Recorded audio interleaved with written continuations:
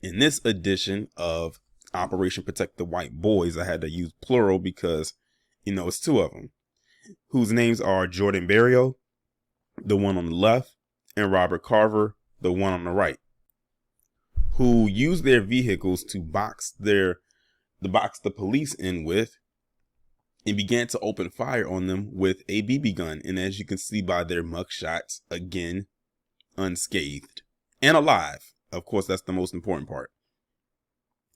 This article was posted on February 12, 2023, and it's coming out of Barnstable, Massachusetts.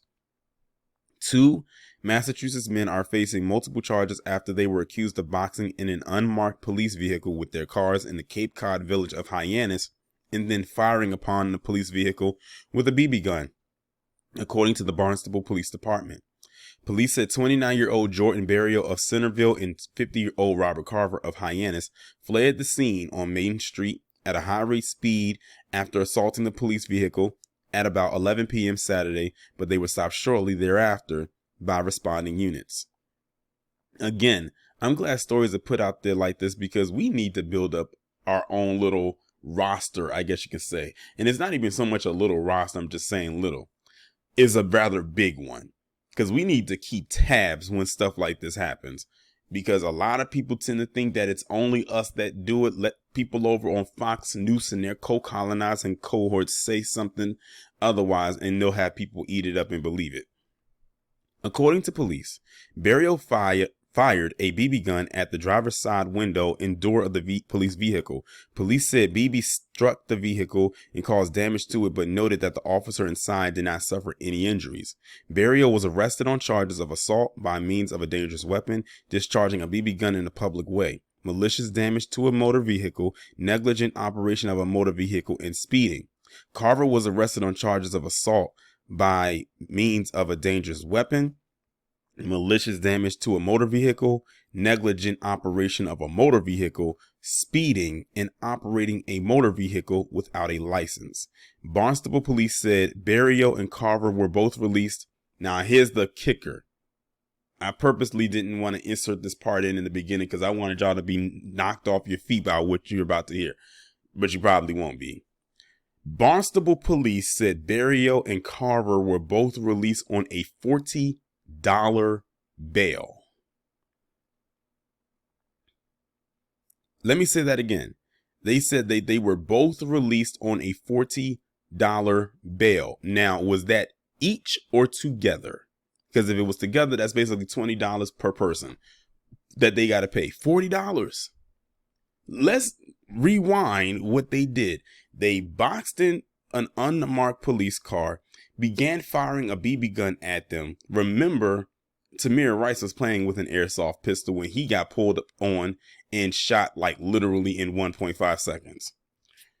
They fled the scene and they were taken in alive, and all they had to do was pay $40 to be released.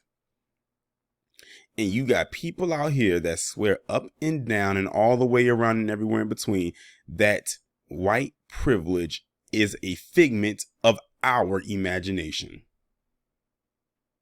That only black people resist arrest, or that only black people don't know how to act when it comes to law enforcement. This is why stuff like this stays buried, because they know that will go against every single talking point that they have when it comes to black people in our interactions with law enforcement.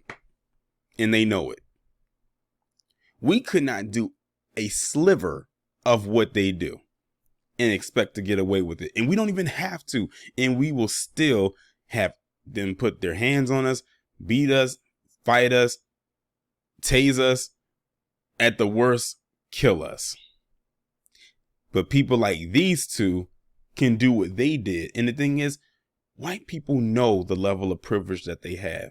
That's why they do it. And they also have the privilege to pretend that it doesn't exist.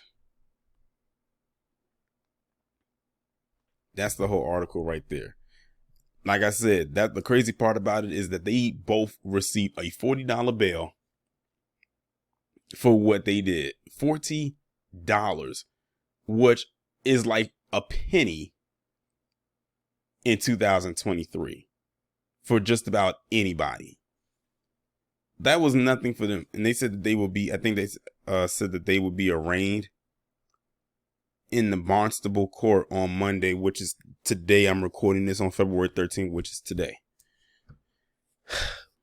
Again, Operation Protect the White Boy, in this case, white boys, in full effect. I'm so glad I came up with that statement, with that phrasing, because it's true.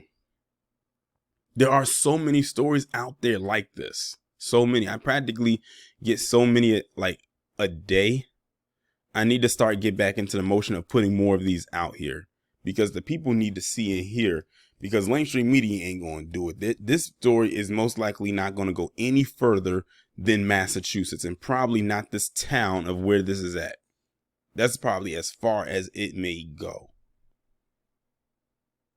But we all know if they had to happen to be, black, this story probably would have gone further.